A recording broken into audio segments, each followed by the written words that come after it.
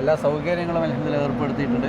അതേപോലെ തന്നെ ജംറകളിൽ നിന്ന് വളരെ ദൂരമല്ലാത്ത സ്ഥലത്ത് മിനയിൽ തന്നെയാണ് നമുക്ക് അൽഹംദുലില്ലാഹ് താമസം ഒരുക്കി വെച്ചിരിക്കുന്നത്.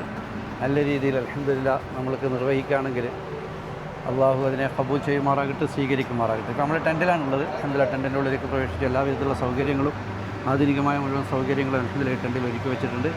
അൽഹംദുലില്ലാഹ് നമ്മുടെ ഹാജിമാർക്ക് അതൊക്കെ നല്ല രീതിയിൽ ഉപയോഗപ്പെടുത്താൻ അള്ളാഹു തൗഫീഖ് നൽകുമാറാകട്ടെ. അൽഹംദുലില്ലാഹ് നിസ്കാര ഹാള്, അതുപോലെ വിശ്രമിക്കാനും കിടക്കാനുള്ള വളരെ വിശാലമായ നിലയ്ക്കാണ് ഇവർ നമ്മൾക്ക് സൗകര്യപ്പെടുത്തി തന്നിട്ടുള്ളത്.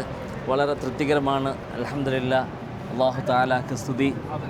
നമ്മുടെ ഹാജിമാരൊക്കെ ഇവിടെ വന്ന് താമസിക്കാനുള്ള ഒരുക്കത്തിലാണ്. എല്ലാം അല്ലാഹു തആല റാഹത്തിലാക്കി തീർക്കുമാറാവട്ടെ.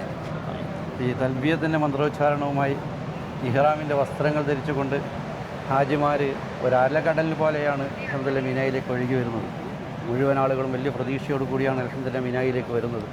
ഞങ്ങളുടെ ജീവിതകാലത്ത് ചെയ്തു പോയ പാപം അത് പൊറുക്കപ്പെടാൻ വേണ്ടി അള്ളാഹുവിൻ്റെ സന്നിധിയിലേക്കുള്ള ഒരു യാത്രയാണ് യഥാർത്ഥത്തിൽ ഹജ്ജ്. അതിൻ്റെ ഏറ്റവും പ്രധാനപ്പെട്ട കർമ്മം നടക്കുന്നത് മിനായിലാണ്.